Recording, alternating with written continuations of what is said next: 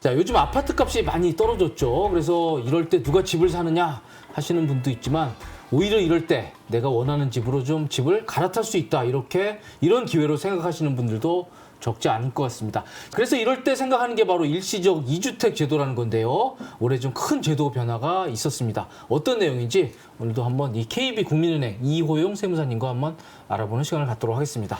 안녕하세요. 네, 반갑습니다. 이호용 세무사입니다. 예. 자, 일시적 2주택이라는 건 결국 저는 이제 양도세만 주로 생각을 했어요. 네, 네. 그래서 집이 두 채지만 집 하나를 팔 때 마치 1세대 1주택자처럼 양도세 비과세를 받을 수 있는 그런 제도로 이해를 하는데 네. 이게 뭐 다른 세금하고도 관계가 있습니까? 네네. 보통 부동산을 가지고 있으면 처음에 살 때 취득세를 내셔야 되고 네. 갖고 있는 동안에 재산세나 종부세를 내시고 또 이 팔 때 양도세를 내시잖아요. 그죠. 그래서 이 일시적 2주택에 대한 이 그 세금이 취득세와 종부세, 양도세 이렇게 세 군데 걸쳐 있다고 보시면 됩니다. 아, 그렇군요. 굉장히 여러 가지 세목이 얽혀 있는 그런 내용이 되겠습니다. 네. 그리고 우리가 일시적 2주택 하면 꼭 집만 생각하는 게 아니라 이 두 번째 집이 뭐 분양권일 경우도 있고 입주권일 네. 경우도 있고 굉장히 복잡하거든요. 네. 오늘 좀 완벽하게 한번 정리를 해보는 시간을 갖도록 하겠습니다. 자, 일시적 2주택과 관련해서 최근에 법이 많이 바뀌었는데요. 어떻게 바뀌었습니까? 아마 이 일시적 2주택 이 혜택을 보는 당사자들은 그동안 이게 법이 취득세, 종부세, 양도세 조금씩 조건이 다 달라서 헷갈리셨어요. 네. 그래서 뜻하지 않게 피해를 보는 경우가 있었는데 이런 것 때문에 이 처분 유예 기간이라고 하는데 일시적 2주택으로 봐주는 기간이 3년으로 전부 다 통일이 됐습니다. 그렇죠. 법은 2월 28일에 통과가 됐지만 시행은 1월 12일 이후 양도하는 것부터 약간 소급을 소급해 주는 했군요. 걸로 네. 되어 있습니다. 예. 하여튼 이 유예 기간이 이제 2년에서 3년으로 늘었기 때문에 조금 여유가 있다. 여기까지는 알겠는데요. 네. 저희가 한번 세목별로 한번 일시적 2주택자들에 대해서 어떤 혜택을 주는지 어떻게 바뀌는지 한번 자세히 알아보도록 하겠습니다. 우선 취득세부터 좀 설명 좀 해주시죠. 우선 일시적 2주택이라는 게 기존에 주택이 하나 있었고 네. 새로운 주택을 취득해서 두 채가 됐다. 뭐 이런 상황이거든요. 그런데 이제 이 취득세에는 집이 두 채일 때 취득세를 중과하는 규정이 들어 있습니다. 그죠. 원래 취득세 세율이 주택 가격에 따라서 1%에서 3%가 적용이 되는데 이 집 두 채가 다 조정 대상 지역에 있다. 그런 경우에는 이 취득세율이 8%로 중과되게 되죠.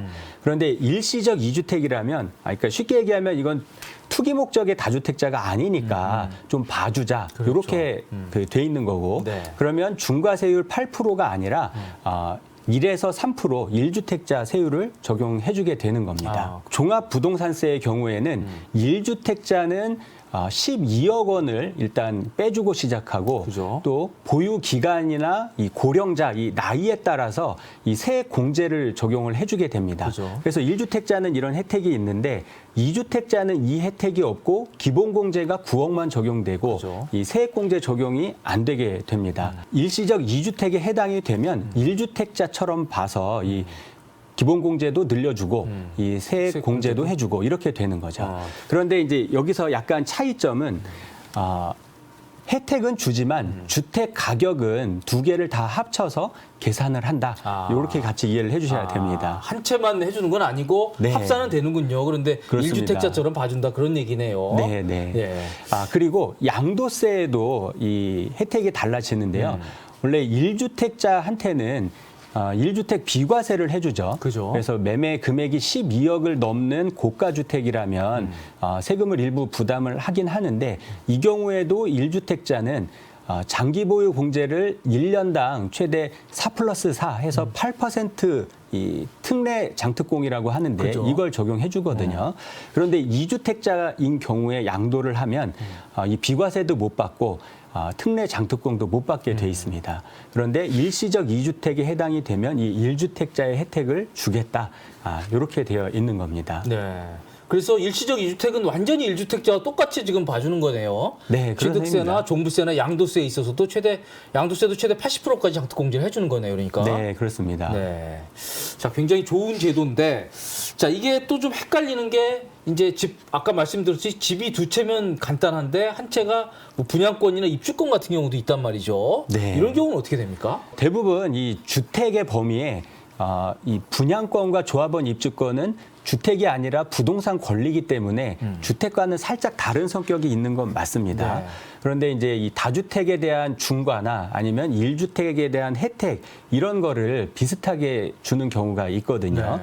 근데 이 일시적 2주택의 경우에 취득세는 종전주택과 신규주택의 이 입주권이나 분양권이 포함이 됩니다.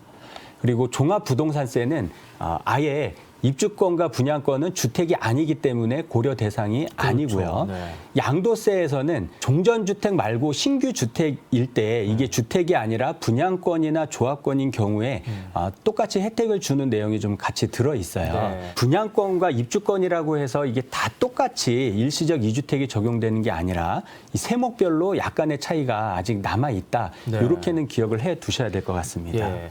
그런데 저 두 번째 양도소득세에서 그 개정 내용의 두 번째 내용 같은데 네. 종전주택과 이제 신규 입주권이나 분양권을 샀단 말이죠. 네. 그런데 종전주택을 처분하려고 하는데 마치 그 아파트가 아직 입주를 못했다. 네. 공사를 다 완성을 못했다. 그러면 어떻게 못 팔잖아요. 자, 어떻게 합니까? 새로 완성된 집이 준공된 다음에 그 3년까지 유예해주는 내용이 추가로 있습니다. 네. 그렇군요. 네. 그거는 기존 주택 취득 이후 3년이 아니라 신규 주택 준공 이후 3년이네요. 네, 맞습니다. 다른 일시적 2주택은 종전주택과 신규주택이 있을 때 신규주택을 취득하고 3년 안에 정리해라. 이렇게 되어 있는 건데요. 네.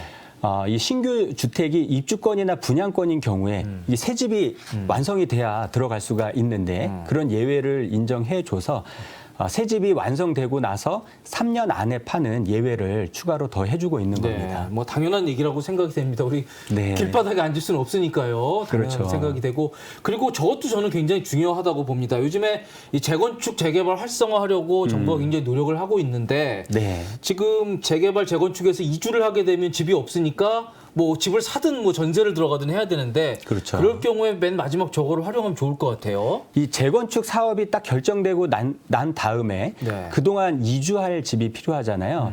그래서 대체주택이라고 해서 내가 새로 집을 사서 거기에서 재건축 기간 동안 거주를 한다. 그럴 경우에 그 대체주택을 팔 때도 1주택 혜택을 주는 내용이 있거든요. 네.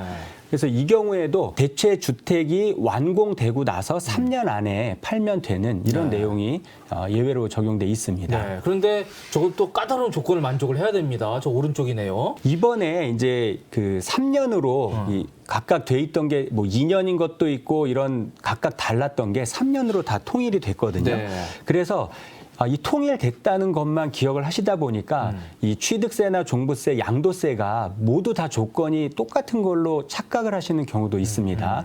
그런데 이게 그렇지가 않다는 거 이걸 꼭 주의를 하셔야 되거든요. 취득세의 경우에는 3년 안에 팔면 되긴 되지만 이 세대를 판단할 때 국세와 좀 다릅니다. 아마 이 속고 살지마 콘텐츠 보신 분은 이 판정 기준 때문에 억울하게 그렇죠. 12배나 되는 네. 취득세 내신 이런 사례도 보셨을 텐데요. 취득세는 실제 기준이 아니라 이 주민등록표상 기준으로 판단을 한다. 이런 예외가 있다는 걸 꼭 기억을 네. 해 두셔야 되고요. 그리고 대부분은 신규주택과 종전주택이 있을 때 종전주택을 기간 안에 팔아야 혜택을 주는데요. 취득세의 경우에는 이 분양권이나 입주권 때문에 이 생기는 신규 주택 이걸 먼저 팔아도 혜택을 주는 예외가 있습니다. 네. 종합부동산세는 뭐 특별한 예외 사항은 없고 네. 양도소득세의 경우에는 종전주택이 있는 상태에서 신규 주택이나 분양권, 입주권 요걸 샀을 때 3년 안에 팔면 된다. 요게 있기는 한데 이 새로운 걸 살 때 과거 거 사고 나서 1년이 경과한 다음에 취득해야 된다. 이런 네. 단서가 있습니다. 반드시 1년 텀이 벌어져야 됩니다. 그렇습니다. 네, 제 지인도 이게 1년이 안 벌어져가지고 이걸 못 받더라고요. 그래. 네. 안타까운 상황이네요. 네, 네. 그런데 요거를 놓치고 있다가 이것 때문에 다 팔고 났는데 세금을 내면 그 황당한 일이 될 수도 그렇죠. 있는 거죠. 네, 그래서 네. 요 사항을 주의를 하셔야 되고 네. 이 신규 입주권이나 분양권 이게 완성된 다음에 3년 안에 파는 이 혜택을 볼 경우에는 3년만 중요한 게 아니고요. 이 준공된 집에 들어가서 이 세대 전원이 1년 이상 거주를 꼭 해야 된다. 이런 네. 내용이 있습니다. 이것도 명심을 하셔야 되고요. 네. 재건축 기간 중에 살 집, 이 대체 주택에 대해서 예외 인정해주는 이 조항도 1년 동안 세대 전원이 들어가서 거주해야 된다. 이 조건이 마찬가지로 있고요. 이거는 사업 승인, 재건축 사업 승인이 난 이후에 사야만 혜택을 받을 수가 있습니다. 그래서 이 재건축 이 계획인 경우에는 언제 사야 되는지 이것도 꼭 체크를 하셔야 네. 이 혜택을 잘 챙기실 수 있게 됩니다. 예, 저게 관리 처분 이유가 아니라 사업 승인일 이유더라고요. 네네, 예, 맞습니다. 예. 사업 승인일 이후에 한참 있다 관리 처분이 나는데 좀 먼저 사셔도 뭐 비과세 받는데 문제가 없다고 생각이 됩니다. 네, 그렇습니다. 예. 그리고 저렇게 이제 실제로 어떻게 보면 실수요자들한테 혜택을 주는 거기 때문에 반드시 이렇게 들어가서 살아야 되는 요건들이 있는데 저거 일단 뭐 비과세 받으면 나중에 어떻게 알겠어라는 그런 얘기를 네네. 하시는데 그 실제로 다 확인한다 그러더라고요, 세무서에서. 그렇죠. 이 네. 국세청 전산 시스템이라든가 네. 이 공무원들이 그냥 있으신 게 아니기 때문에 네. 네, 조건을 꼭 잘 갖추셔야 네. 이 절세에 차질이 없습니다. 네. 자, 저희는 지금까지 올해 이 달라진 일시적 이주택 혜택 그리고 요건과 관련해서 자세한 사항들을 좀 알아봤습니다. 지금까지 시청해주셔서 감사드립니다.